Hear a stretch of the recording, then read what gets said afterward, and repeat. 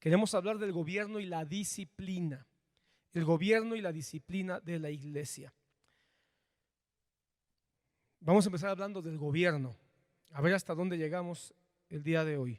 Abramos la Biblia para tener un pasaje base. Corintios 14, 40. Corintios capítulo 14, versículo 40. La iglesia, hermano, mientras encuentras el pasaje, la iglesia ha habido en toda la Biblia, han habido o existen referencias a la iglesia, es decir, la iglesia ya se vislumbraba desde el Antiguo Testamento, ya vemos ecos, ya vemos figuras que anunciaban la manifestación de la iglesia. Lo vemos incluso, hermano, desde el Génesis. Lo que vemos en el Edén es una figura de la iglesia, Adán y Eva, ¿verdad? Dos miembros escogidos por Dios, creados por Dios, salvados por Dios, dentro de un jardín, con responsabilidades. La semana pasada mi hermano Pablo habló de que los miembros de una iglesia tienen responsabilidades. Adán y Eva, los miembros de la iglesia del principio, tenían responsabilidades. El Señor les dio responsabilidades. Cuiden el Edén, pónganle nombre a los animales, etcétera, ¿verdad?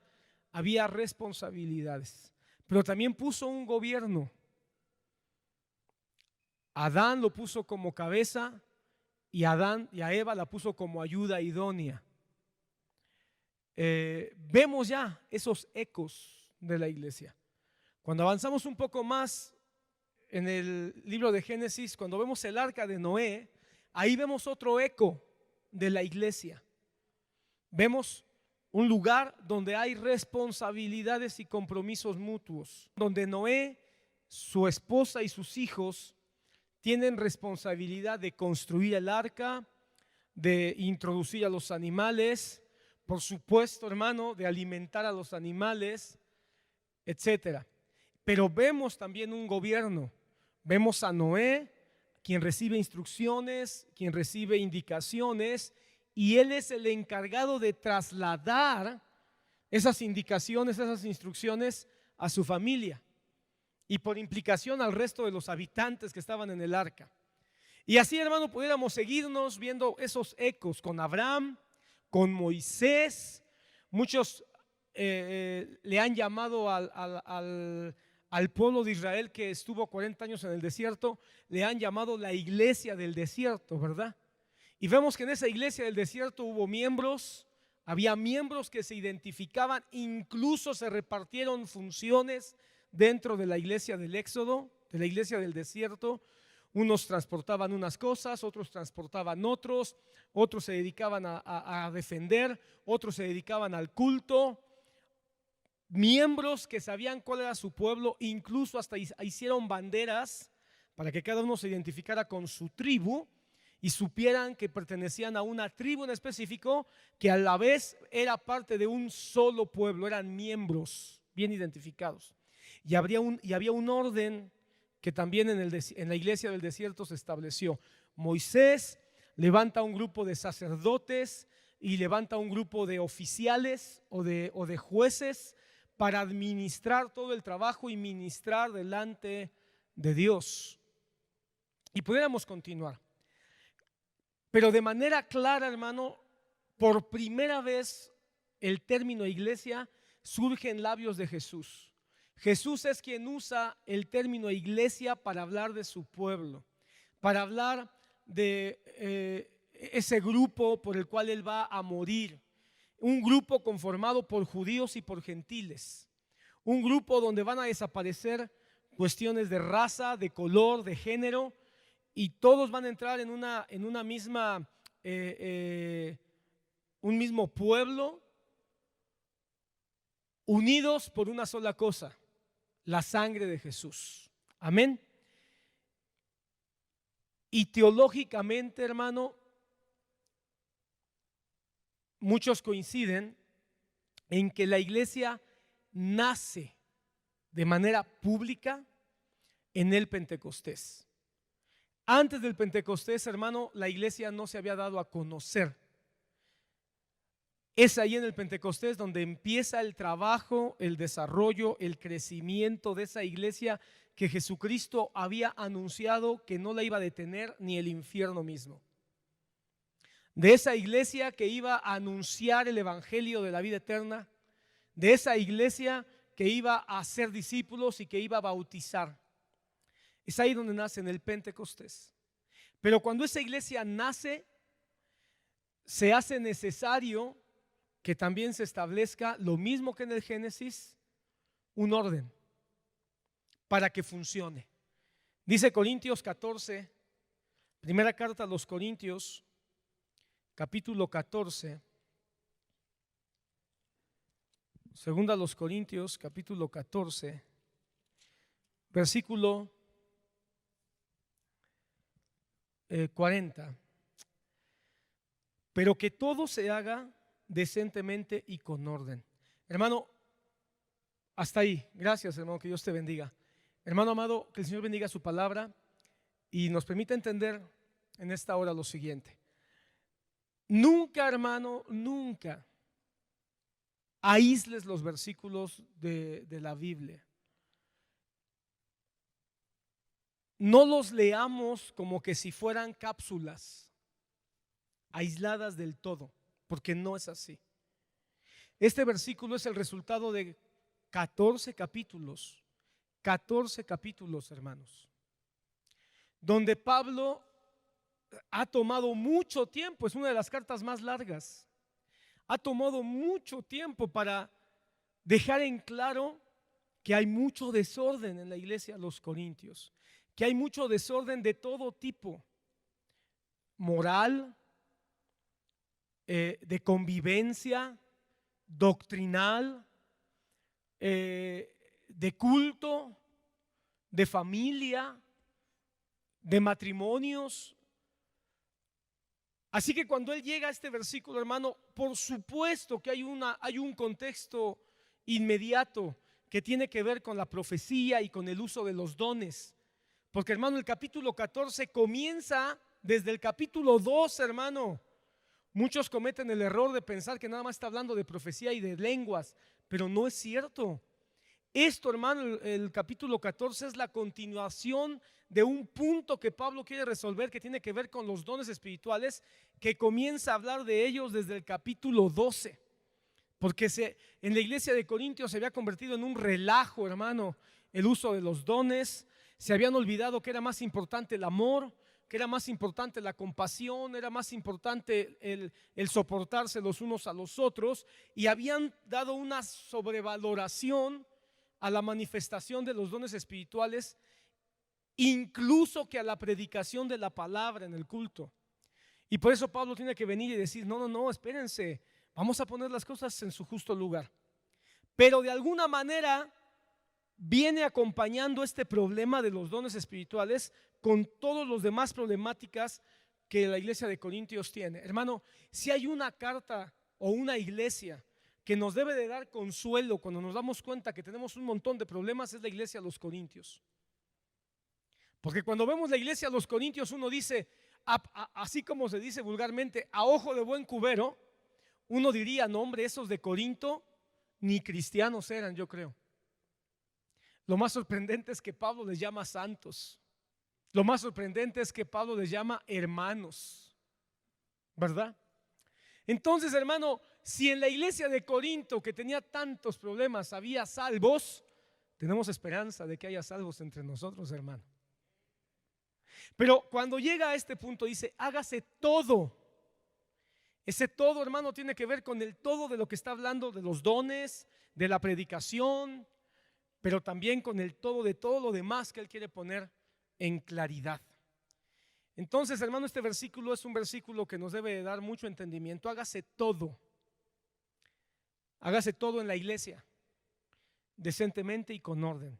Ahora, ¿por qué es importante este texto? ¿Por qué Pablo enfatiza, hágase todo decentemente y con orden? No voy a tardar aquí, hermano, porque para hablar de qué es la decencia, hermano, qué es decentemente, yo creo que tú puedes tomar mucho tiempo para analizarlo. ¿Será que dentro de las iglesias cristianas hay cosas que son indecentes? Oh, sí. ¿Será que en las iglesias actuales hay cosas que son indecentes? Oh, sí, hermano. Pero más allá de hablar de eso, hermano, queremos hoy hablar de lo otro. Hoy queremos hablar del orden. Cuando Pablo dice que haya orden, es porque Dios es un Dios de orden. Génesis, hermano, una vez más, lo primero que hace el Señor en el primer escrito, en el primer capítulo, es poner orden. Génesis 1, el Dios creador de los cielos y de la tierra, pone orden. Hace que todo lo que tiene que ver con su gloria tenga orden y decencia, por supuesto, y decencia, pero tiene orden. Hay un versículo, hermano, dentro de este ordenamiento que el Señor hace en Génesis 1 que es muy claro. Dice la palabra: y en el cuarto día el Señor hizo la lumbrera mayor y la lumbrera menor. Hoy entendemos que se puede tratar seguramente del sol y de la luna. Y después dice: e hizo las estrellas y dijo: sea la lumbrera mayor para dominar en el día, la lumbrera menor para dominar en la noche, y las estrellas para que sirvan para contar días, años, estaciones y lunas llenas o lunas nuevas. ¿Qué significa eso? Que puso un orden incluso en el universo, donde hay posicionamientos para que ese orden de tiempo, ese orden de espacio pueda ser regido de manera simbólica por el sol, por la luna y las estrellas. Si eso es así, todo lo que Dios hace tiene que tener orden. Y la iglesia no puede ser de manera diferente. ¿Cuál es el orden que Dios ha puesto dentro de su iglesia?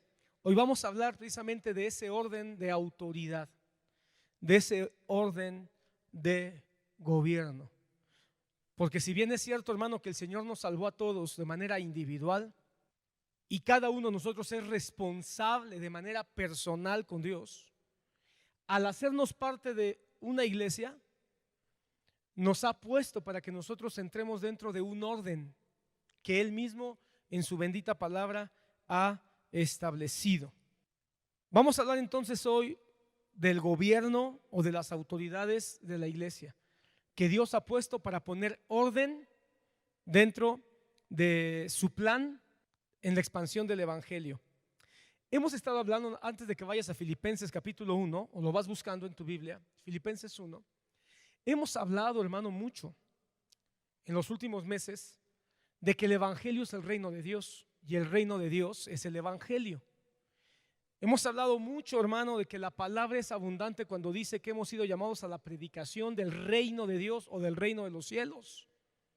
Y si se trata de un reino, es porque hay un rey, ¿estamos de acuerdo? Y el rey es Jesucristo. Pero si hay un reino y hay un rey, también hay un gobierno. Y en ese gobierno hay un orden o un sistema que el Señor quiere que nosotros conozcamos. Filipenses capítulo 1, versículo 1, ¿ya lo tienes? Dice la palabra del Señor así: Pablo y Timoteo, siervos de Cristo Jesús, a todos los santos en Cristo Jesús. ¿Quiénes son los santos? La iglesia.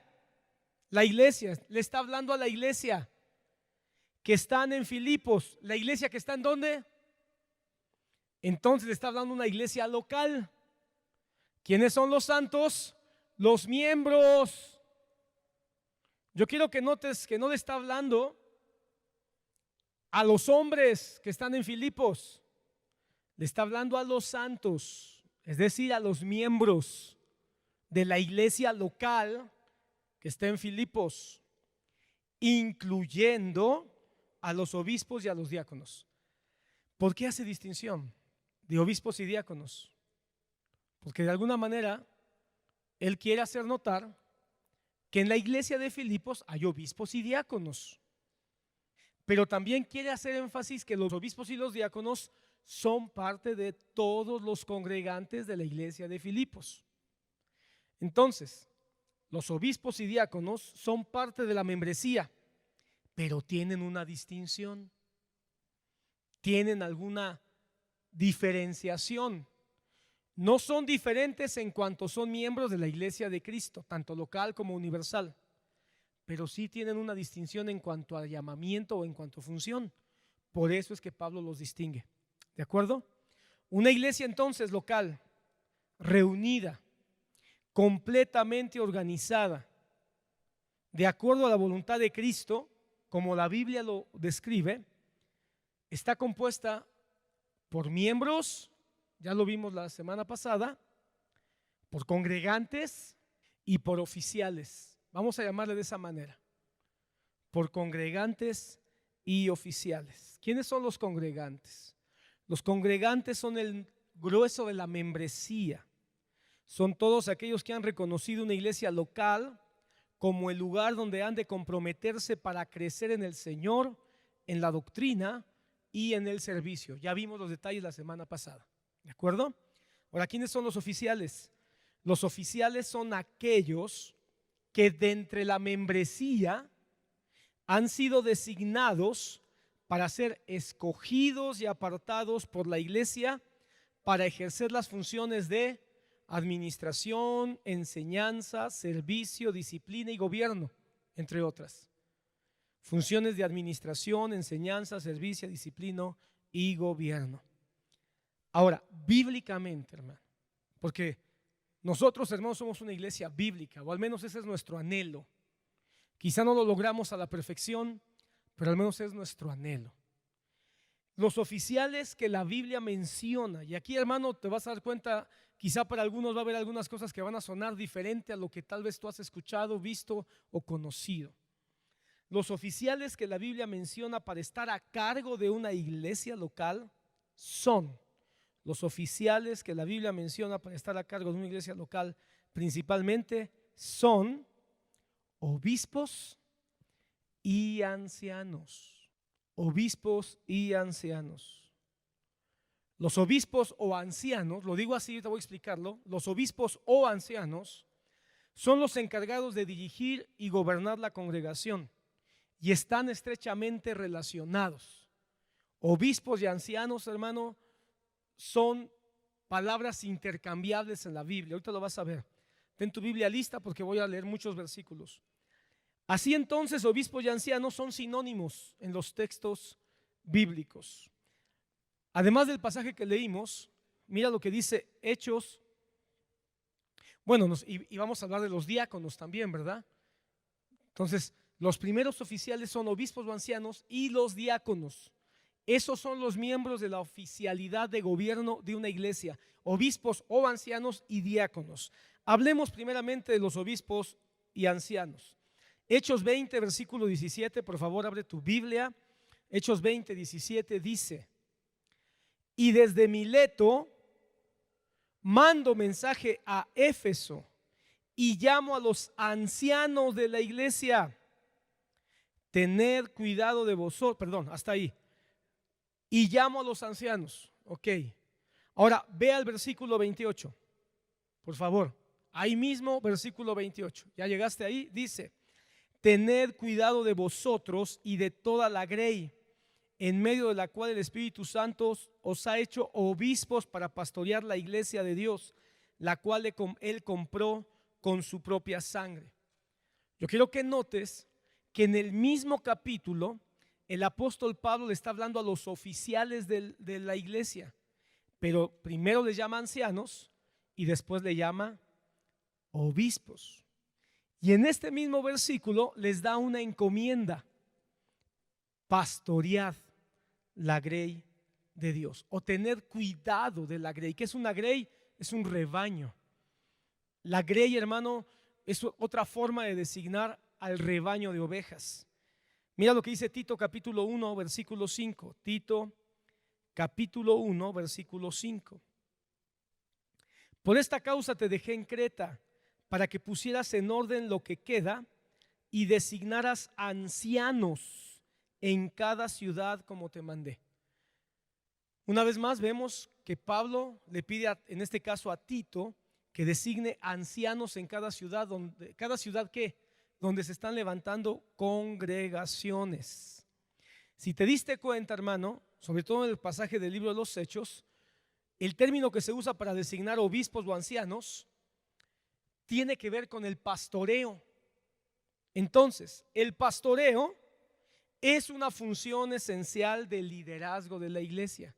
Es una función esencial de los obispos o los ancianos. De tal manera que cuando nosotros hablamos del pastor de una iglesia, estamos hablando de un obispo o de un anciano. Y cuando hablamos de ancianos o de obispos, estamos hablando de oficiales que están encargados del pastoreo de la iglesia. Otro pasaje, Hebreos 13, versículo 17-24.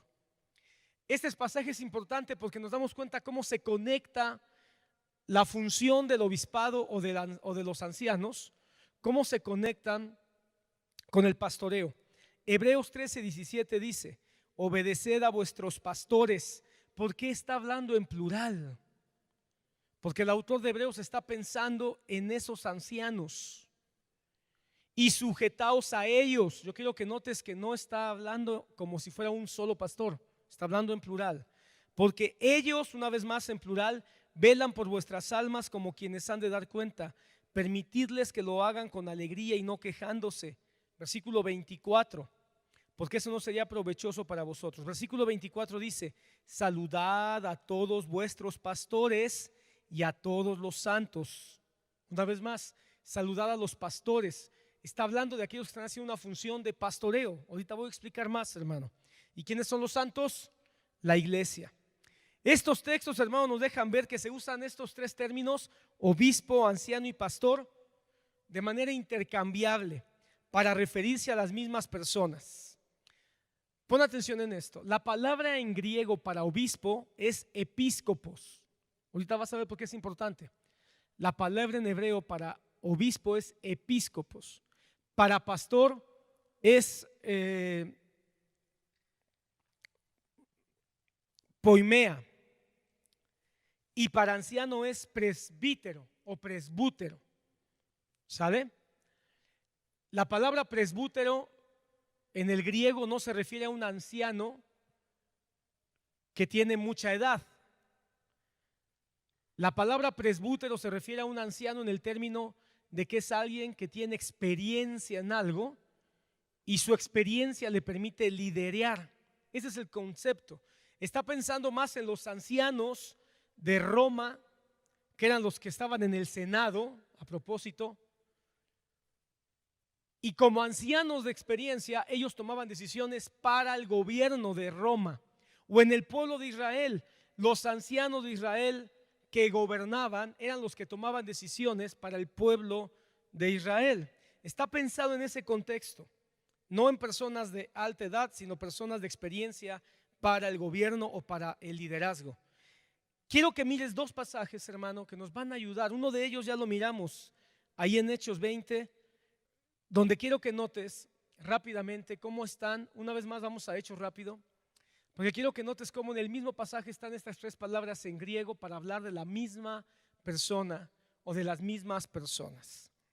Hechos capítulo 20, versículo 17, ya lo leímos, pero quiero que notes. Desde Mileto mando mensaje a Éfeso y llamo a los ancianos. Ahí está la palabra presbútero de la iglesia. Tened cuidado de vosotros y de toda la grey. Versículo 28. Tened cuidado de vosotros y de toda la grey. Ahí está hablando de una función pastoral, de una función de poimea, que tiene que ver con el cuidado de un rebaño, en medio de la cual el Espíritu Santo os ha hecho episcopos, obispos, para pastorear. Una vez más aparece la palabra poimea, pastorear la iglesia de Dios. Entonces, hermano, el pastor, el obispo y el anciano son nombres sinónimos dentro de la iglesia bíblica. Otro pasaje que es mucho más claro a mi parecer es Primera de Pedro capítulo 5. Primera de Pedro capítulo 5, si por favor abres ahí. Primera de Pedro capítulo 5 versículo 1. Primera de Pedro capítulo 5 versículo 1 dice: Por tanto, está hablando Pedro, a los ancianos, presbúteros, una vez más la palabra griega ahí es ancianos, a los ancianos entre vosotros. No le está hablando a los hermanos de la tercera edad, le está hablando a los que gobiernan, a los que dirigen, a los que liderean. A los ancianos presbúteros entre vosotros exhorto yo, anciano, una vez más presbútero, como ellos. Yo quiero que notes cómo Pedro se suma, no se pone por encima, aunque él es apóstol del Cordero, no se pone por encima de los ancianos. Dice, yo soy uno más entre ustedes. Yo soy uno más entre ustedes. Pedro tenía más autoridad, por supuesto. Pedro tenía más influencia, por supuesto. Pedro de alguna manera tenía un peso de liderazgo más fuerte que todos los demás ancianos, por supuesto. Él caminó con Jesús. Sin embargo, hermano, él no toma toda esa fuerza y esa autoridad que le da el ser apóstol de Jesucristo como para tratar de imponerse de una manera despótica, sino él tiene la humildad para decir, ustedes son los presbíteros, pero yo también soy uno más entre ustedes, soy uno más y soy testigo de los padecimientos de Cristo. Pon atención, y también participante de la gloria que ha de ser revelada. Luego continúa diciendo, pastoread. Ahí la palabra es poimaineo, pastoread. ¿Qué le está pidiendo a los ancianos? Que pastoreen, que sean pastores, el rebaño de Dios entre vosotros. ¿Cuál es el rebaño de Dios entre ellos? La iglesia local. Velando. Aquí es interesante, hermano, porque la palabra velando en el original griego es episcopos, porque la palabra episcopos significa o se traduce como supervisión o vigilancia. La palabra episcopo se traduce como supervisión o vigilancia. Un obispo entonces es uno que supervisa o uno que vigila. Y el Señor a través del apóstol Pedro le dice, velando, episcopos por él, por el rebaño, por la congregación, no por obligación, sino voluntariamente, como quiere Dios, no por la avaricia del dinero, sino con sincero deseo.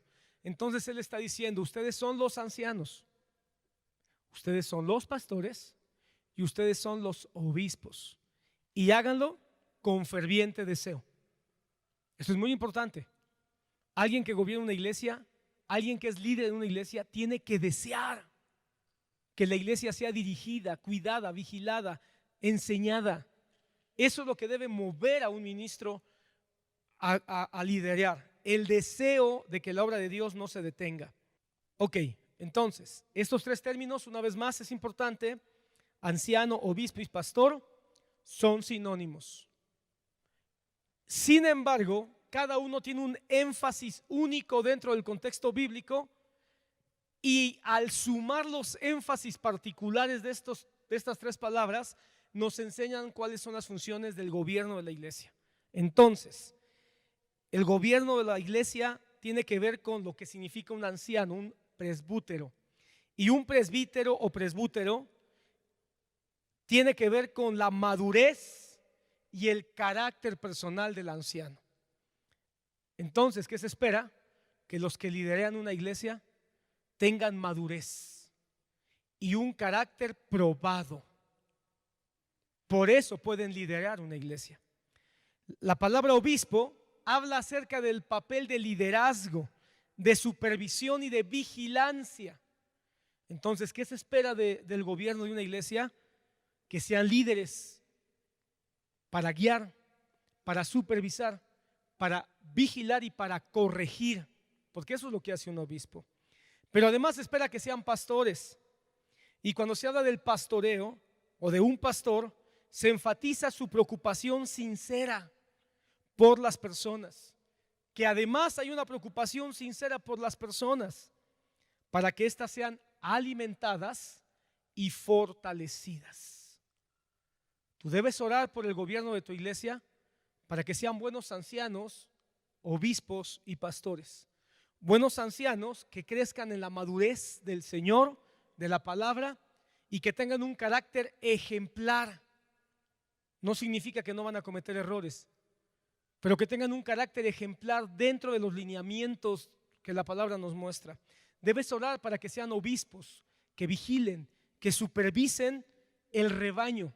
¿De qué? De falsas doctrinas, de falsas enseñanzas, aún de falsos hermanos.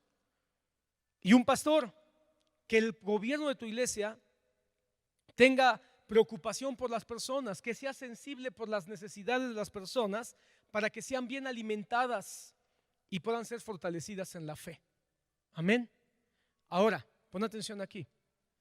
¿Te diste cuenta que el gobierno de la iglesia no es para que estén organizando actividades administrativas? ¿Te diste cuenta cómo el gobierno de una iglesia no es para que tú los veas que están subiendo y bajando sillas? Porque a veces la iglesia piensa que es que los ancianos tienen que estar subiendo bocinas, trepados a los cables, tienen que estar arreglando las tuberías de los baños. Y aunque no significa que no lo podamos hacer, porque lo hacen, cada domingo cuando termina el culto, se hace limpieza en este local por áreas. Y ahí están los ancianos limpiando las butacas donde tú te vas a sentar. No pasa nada, lo hacen. Pero tú deberías estar orando más para ver a los ancianos que estén haciendo un montón de cosas, organizando y bueno, tantas cosas que a veces pensamos que un anciano tendría que hacer. Ahorita voy a explicar un poquito más de cuál es lo que deberían hacer un anciano, un obispo o un pastor, que en términos genéricos y bíblicos son lo mismo exactamente. Deberíamos orar para que sean maduros en la fe, para que sean fortalecidos en su carácter personal, ellos y sus familias, para que sean líderes que modelen a Cristo y puedan detectar a través del estudio de la palabra las necesidades reales espirituales de la congregación y proteger a la congregación y ayudar a que la congregación esté bien alimentada en la palabra, en la fe y en la búsqueda de Dios. Ahora, diáconos. Pablo saluda a los obispos y a los diáconos. ¿Quiénes son los diáconos? Un diácono, hermano, la palabra diácono es una palabra también griega, y la palabra diácono significa llanamente servidor o sirviente. Eso es un diácono, un servidor o un sirviente. Ahora, hay una distinción entre todos los servidores y los diáconos específicamente que la Biblia destaca. Bíblicamente, un diácono es un servidor dedicado a facilitar el servicio espiritual que la iglesia y los líderes ministran. De alguna manera, mientras que los ancianos o los obispos o los pastores, que son lo mismo, liderean y alimentan al rebaño, los diáconos están para ayudar a los ancianos. Ayudar a los ancianos para que estos, los ancianos, con el auxilio de los diáconos, puedan suplir las necesidades espirituales y de servicio de los miembros de la congregación. Timoteo 3:8 es uno de los versículos que más ampliamente hablan acerca de los ancianos. Dice Timoteo 3:8, y es importante este pasaje porque diferencia a los diáconos de cualquier otra ayuda, cualquier otro hermano que ayuda en la iglesia. 1 Timoteo 3:8-13 dice, de la misma manera, de la misma manera, hermano, es porque antes ya habló de los ancianos. ¿Sale? Antes ya habló de los ancianos y puso todas las características que un anciano debe de tener, que son prácticamente las mismas que las de los diáconos. También los diáconos, notas, ese también es que son casi las mismas cosas, deben ser dignos de una sola palabra, no dados al mucho vino, ni amantes de ganancias deshonestas, sino guardando el misterio de la fe con limpia conciencia, que también estos sean sometidos a prueba primero, y si son hallados irreprensibles, que entonces sirvan como diáconos. De igual manera, las mujeres deben ser dignas, no calumniadoras, sino sobrias, fieles en todo, que los diáconos sean maridos de una sola mujer y gobiernen bien a sus hijos y a sus propias casas, pues los que han servido bien como diáconos obtienen para sí una posición honrosa y gran confianza en la fe, que es en Cristo Jesús. Si te das cuenta, dice que los diáconos son una posición honrosa. Un diácono, tampoco un diácono, hermano, se trata de un hermano que no tiene por qué ser respetado, ni lo vamos a tomar de a loco cuando nos dé una instrucción. Dice que debe ser honrado, porque tiene una responsabilidad y una carga para que el servicio de la iglesia pueda fluir de la mejor manera. ¿De acuerdo? Entonces, estos son los diáconos. No me voy a distraer en analizar sus características porque no es el tema. El tema, hermano, más que nada es establecer cuál es el gobierno de una iglesia, más que estudiarlo a profundidad. ¿De acuerdo? Ahora, el pasaje anterior enfatiza algo. Lo único que voy a decir es esto. Si te diste cuenta, el énfasis del pasaje acerca de los diáconos, y es lo mismo para los ancianos u obispos, es que enfatiza más su carácter personal que sus habilidades o que sus capacidades. En otras palabras, el perfil para un diácono no es que hable bien en público, ni que sea un buen administrador, ni que sepa sumar y restar, ni que tenga don de gentes para poder coordinar. No. Los requisitos son de carácter, digno, moral, con honor, fiel, no dado al vino, sobrio, marido de una sola mujer, etcétera.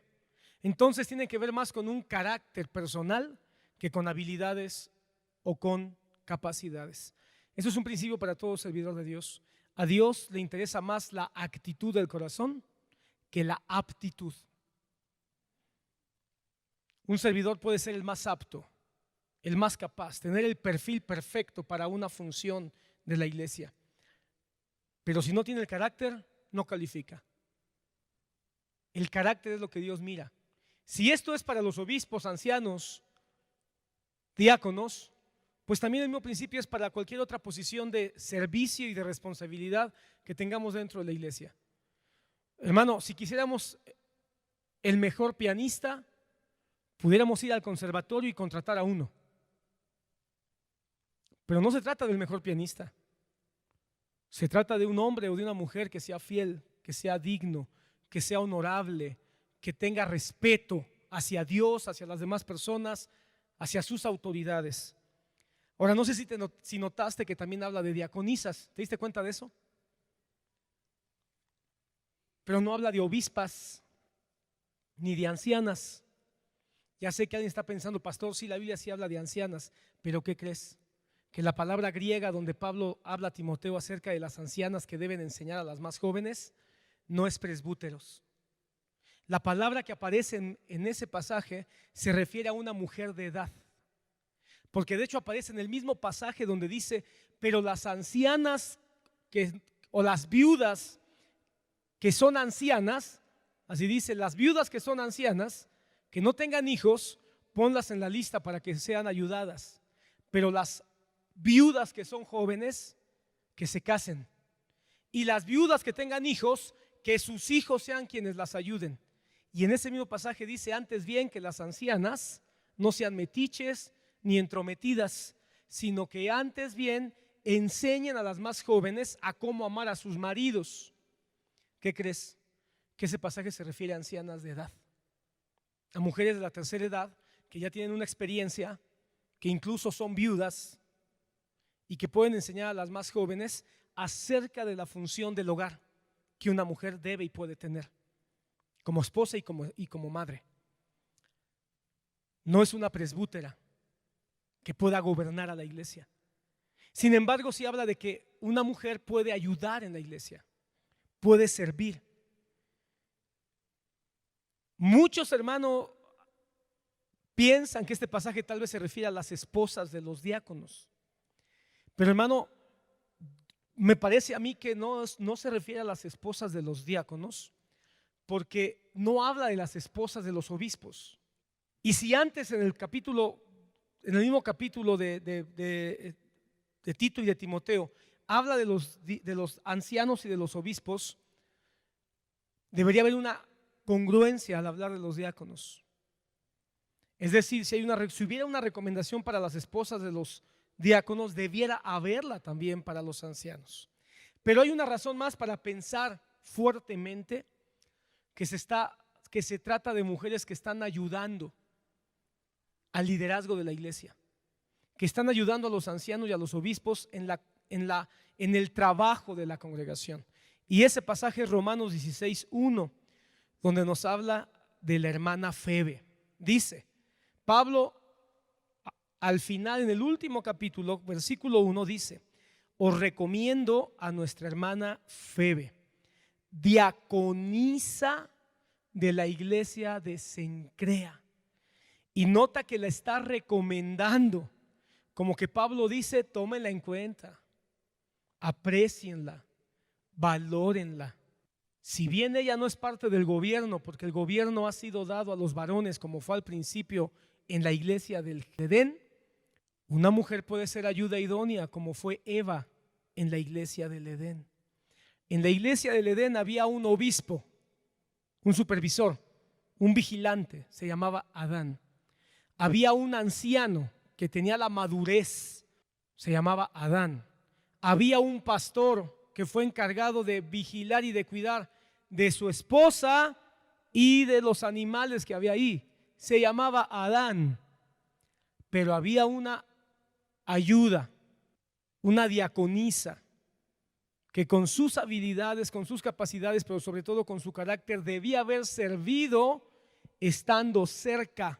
Fíjate, hermano, que aquí hay mucha sabiduría, porque si algo tiene que hacer un diácono es estar cerca del anciano, no el anciano cerca del diácono, porque a veces se quieren voltear los papeles, ¿verdad? Como dice el dicho, los patos le quieren tirar a las escopetas. Y a veces el diácono está esperando que el anciano sea el que esté cerca y que el anciano sea el que le diga, que le indique todo. Pero una ayuda es el que ayuda incluso a ver donde el líder no ve. Eso es lo que debe haber estado haciendo Eva: ayudar a Adán a ver donde Adán no veía. Y cuando la diaconisa del Edén vio al serpiente raro que enseñaba cosas o que decía cosas extrañas, debió haberse acercado a quien se supone que era a quien tenía que ayudar, a su obispo, a su anciano, y decirle, a su pastor, y decirle a Adán: Adán, fíjate que ahí hay un hermano, ahí hay un congregante raro, extraño, pongamos cuidado, puede ser que no sea nada, a lo mejor es falsa alarma, pero hay que poner cuidado. Pero no estar esperando que el anciano vea todo, porque no vemos todo, no podemos. Y es muy fácil decir: ¿y eso qué es el pastor? ¿Y eso qué es el anciano? Pero si fortalecemos esto con un grupo de diáconos, es para que los diáconos estén cerca. Es muy triste, hermano, que a veces, hermano, los hermanos que sirven muy bien son llamados a ser diáconos porque sirven bien.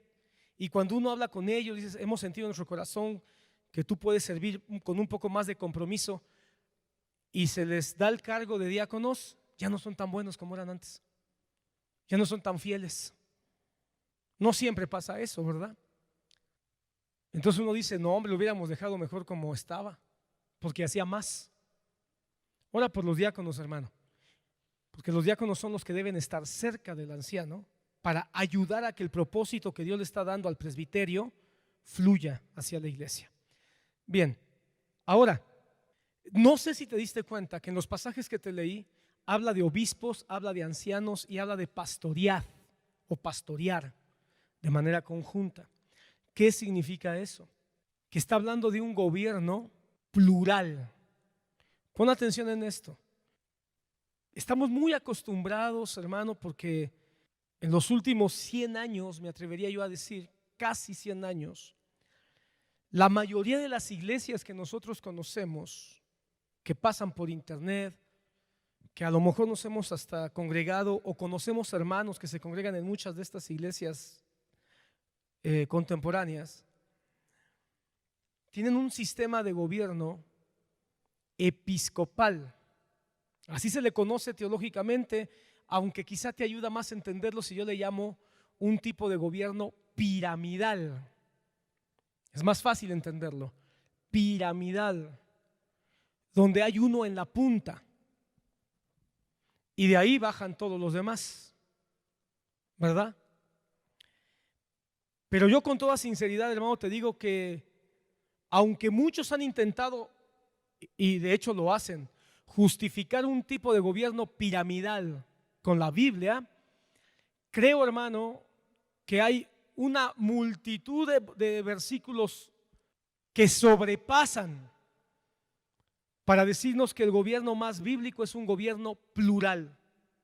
Tristemente, hermano, un tipo de gobierno piramidal hace que el que esté en la punta se convierta en el mandamás, en el jerarca, se convierta en el tirano del sistema. La mayoría de los movimientos o iglesias que han terminado apartándose de la sana doctrina de la palabra de Dios y se han desviado a una serie de cosas, de prácticas y de enseñanzas que incluso han llegado al punto de negar a Jesús como Señor, han surgido de iglesias o de movimientos piramidales, comenzando con la Iglesia Católica, que en un momento dado pusieron en la cúspide de la pirámide a un hombre al que llamaron Papa, y de ahí hicieron una pirámide donde todo el mundo le daba pleitesía a la voz de ese hombre que estaba en la punta, y poco a poco fueron sustituyendo la voz de Dios, la opinión de Dios a través de su palabra, con la voz de ese que estaba en la punta.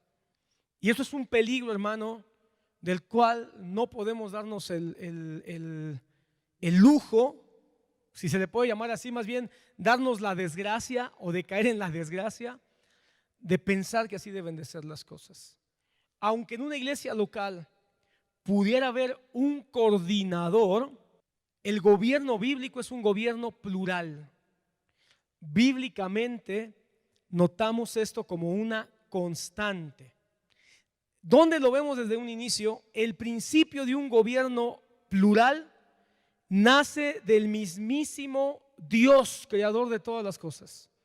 Porque el Dios que tenemos es un Dios trino, un solo Dios, una sola autoridad, un solo poder, un solo gobierno, una sola gloria, una sola santidad, pero manifestado en tres personas, un equipo divino en una unidad perfecta: el Padre, el Hijo y el Espíritu Santo.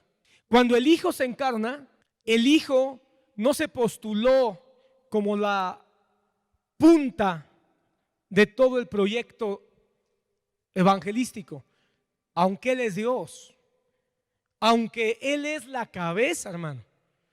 Uno de los grandes problemas de esta constitución piramidal de la que te hablaba, terminan diciendo que hay una cabeza. Hermano, eso es un error garrafal, eso es una herejía. Decir, bueno, ¿quién es la cabeza de tu iglesia? Cristo. No, hombre, pero la cabeza visible. No, la cabeza es Cristo, se acabó. Cristo mismo, hermano, hace un trabajo en equipo y forma un grupo de 12 discípulos. Y cuando Cristo asciende, deja un gobierno plural. La Iglesia Católica terminó, para justificar su gobierno piramidal, terminó entre los 12 apóstoles, hermano, terminó escogiendo uno y terminó escogiendo a Pedro. Pudo haber sido cualquiera, pero terminó escogiendo a Pedro. Y se tomaron del pasaje donde dicen que Pedro recibió las llaves del reino. Bueno, pues no voy a meter en eso, lo cual también es una mentira, ¿verdad? Es una interpretación equivocada. Pero el asunto, hermano, es que tenían que poner a uno para justificar la herejía del papado. Que por cierto, hermano, el primer papa tampoco fue Constantino. Muchos de ustedes seguramente han escuchado que el primer papa fue Constantino. Eso no es verdad. El primer papa surge casi 200 años después que Constantino, por ahí en el siglo VI.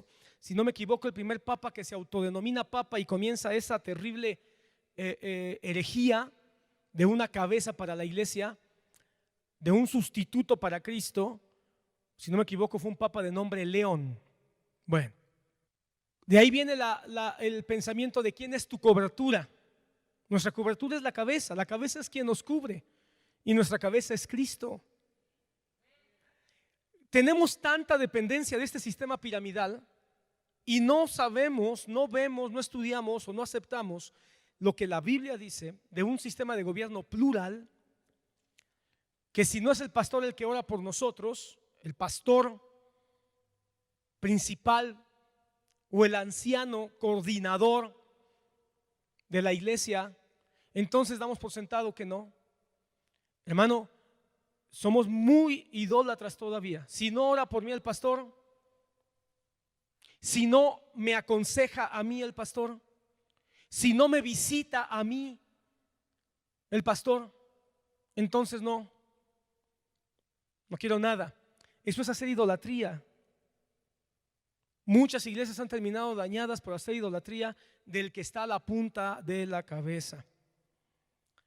En la congregación, en la Iglesia Bíblica de Jesucristo, hermano, consideramos y creemos que el concepto más bíblico es el gobierno de pluralidad de ancianos, también conocido como presbiterio. El término presbiterio o presbúteros abunda en la Biblia. Ya te mencioné algunos pasajes, te menciono algunos más rápidamente. Hechos 11:30 dice: y así lo hicieron, mandándola a los ancianos por mano de Bernabé y de Saulo. ¿Te recuerdas que hicieron una carta y Bernabé y Saulo la enviaron, la llevaron? ¿A quién? A los ancianos, plural. Hechos 14:23 dice: después que les designaron ancianos, una vez más, ancianos en cada iglesia. Abre tu mente, hermano, por favor. Designaron ancianos, ¿es plural o singular? Es plural. En cada iglesia, ¿es plural o singular? No, es singular. Ancianos en cada iglesia. No dice ancianos para las iglesias, no. Dice ancianos en cada iglesia. Es decir, en esta iglesia un presbiterio de 2, 3, 5 ancianos. En esta otra iglesia un presbiterio de 4, 5, 20 ancianos. En esta otra iglesia local otros 4 o 5 ancianos. Son iglesias locales, pero cada una tiene ancianos en plural. Hechos 15, 22 y 23 dice: entonces pareció bien a los apóstoles y a los ancianos. Apóstoles y ancianos. Nota mental: ¿quiénes son estos apóstoles? Los apóstoles de Cristo, los apóstoles del Cordero. ¿Estamos de acuerdo? Ok. Y los ancianos. ¿Qué ancianos? Cuando tú ves el capítulo 15, son los ancianos de la iglesia de Jerusalén. En Jerusalén había una iglesiota, acuérdate. Y los ancianos de la iglesia, porque estaban en Jerusalén. Ahora, ¿qué te parece? Apóstoles del Cordero y ancianos a un mismo nivel. No hay un apóstol gobernando ancianos, están al mismo nivel. Y asústate, porque mira lo que dice después: les pareció bien a los ancianos y a los apóstoles con toda la iglesia, quiere decir que toda la iglesia participó en esa reunión, escoger de entre ellos algunos hombres para enviarlos a Antioquía con Pablo y Bernabé. Y escogieron a Judas, a Barsabás y a Silas, hombres prominentes entre los hermanos, y enviaron esta carta con ellos. Y fíjate cómo comienza la carta. La carta comienza diciendo: los apóstoles y los hermanos que son ¿qué? Hechos 15, 22 y 23. Los apóstoles y los hermanos que son ancianos. ¿Cómo comienza la carta? Los apóstoles y los ancianos en un mismo nivel de autoridad. ¿Por qué? Porque los apóstoles del Cordero tenían una misión, una encomienda principal que les dio Jesús, pero a nivel de gobierno sabían que tenían que gobernar con los ancianos de cada congregación. Una vez más, plural, ancianos. Hechos 20, 17, ya lo leímos, lo vuelvo a leer. Y desde Mileto mandó mensaje a Éfeso y llamó a los ancianos, que es plural. ¿De dónde? De la iglesia, una vez más en singular. ¿De cuál iglesia? Cuando tú lees el contexto, la iglesia de Éfeso, bueno, ahí mismo lo dice. La iglesia de Éfeso, una iglesia, tenía pluralidad de ancianos. Tito 1:5 es el siguiente pasaje. Tito 1, versículo 5, dice así: por esta causa te dejé en Creta, para que pusieras en orden lo que queda y designaras ancianos en cada ciudad como te mandé. Entonces aquí ya vemos, hermano, una red, una red de varias ciudades, y en cada ciudad se están levantando grupos, pequeños grupos. Recuerda que se reunían en las casas. Esto lo vimos cuando se estudió la iglesia local y la membresía. Las iglesias se reunían en casas, y entonces en una casa se reunían todos los hermanos de una ciudad, pero eran necesarios líderes, eran necesarios supervisores, era necesario quien enseñara, quien coordinara. Se levantaban, ¿qué cosa? Ancianos. Ellos eran los líderes, el gobierno plural de una iglesia, de cada una de las iglesias. Santiago 5:14. Santiago 5:14 dice: ¿está alguno enfermo entre vosotros?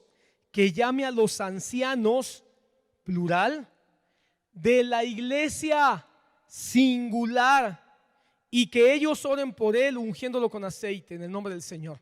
Una vez más, que llamen a los ancianos, plural, de la iglesia. Ahora, ¿de cuál iglesia? En la iglesia en donde tú te congregas. Mira, hermano, de repente hay hermanos que dicen: ay, nadie me habló de la iglesia. Pues ¿a quién le avisaste que estabas enfermo? Quieren que los ancianos sean, no nada más sean hombres maduros y hombres que sean líderes y hombres que además quieren que sean adivinos. Si tú eres parte de tu iglesia, avisa a tu iglesia: hermanos, estoy enfermo, salí de viaje, no voy a llegar, que alguien me supla en el servicio, estoy en un problema, tengo una situación, y entonces vamos a orar por ti. Y si es una situación de enfermedad, pues podremos visitarte, pero necesitamos comunicación. Llama, fíjate cómo dice. No está diciendo: si está alguno enfermo, póngase a orar para que el anciano se le prenda y en un sueño se dé cuenta que estás enfermo y te visite. No dice eso. Llama, llama, llama. Pero no puedes llamar si no eres miembro. Y no se puede visitar a alguien que no es miembro. Porque, hermano, si me llama alguien, hermano, que nadie sabe de dónde es, pues yo puedo por teléfono decir: hermano, voy a orar por usted, pero irlo a visitar, puede haber hasta riesgos, hermano. Y más en estos tiempos que estamos viviendo, hermano. Puede haber hasta riesgos. Pero si es un miembro bien identificado, mandamos a alguien o va uno para orar por ellos. Pero una vez más, ancianos, plural, iglesia, singular. Y hay más versículos, hermano. Estos son solo algunos. La clara evidencia bíblica que nos traza una norma es que en el siglo I, donde se escribió la Biblia, las iglesias eran gobernadas por múltiples ancianos. Ahora entendemos el saludo de Pablo a los filipenses que vimos al principio. Y mando saludos a los obispos en plural y a los diáconos de la iglesia, una iglesia que estaba en Filipos. Una iglesia, la iglesia de Filipos, con un gobierno plural de ancianos y un equipo de apoyo y de auxilio de diáconos. Entonces, hermano, de manera significativa podemos declarar y decir que en el Nuevo Testamento no hay evidencia de una congregación con un solo pastor. No hay evidencia bíblica. Hermano, yo dentro de todos los años que llevo en el ministerio, he escuchado ministros que dicen: no, yo no tengo ancianos, yo no voy a poner ancianos, porque los ancianos estorban. Los ancianos nada más sirven para estorbar. No, ¿qué tal que pongo ancianos y uno se me sube? Y al rato uno quiere ser el pastor. Obviamente yo entiendo eso por la trascendencia que veníamos. Pero ahora yo miro y yo digo: es que esto es lo más correcto. El gobierno de esta iglesia, aunque ha habido un coordinador y tengo el privilegio yo de coordinar esta iglesia, de coordinarla, de tener la dirección del gobierno, el grupo de ancianos ha sido fundamental para el desarrollo de esta iglesia local. Por eso es que no tengo ningún problema en aceptar, y agradezco a Dios por eso, que el gobierno más bíblico es el gobierno de una pluralidad. Amén. Y una congregación de un solo pastor no la veo por ningún lado en la palabra del Señor. Lo más bíblico es que tengamos un gobierno plural, y la iglesia donde tú estás tiene un gobierno plural, donde el consejo, donde las decisiones, donde las rutas que se llevan y las actividades que realizamos, tratamos de hacerlas lo más posible en consenso y en acuerdo.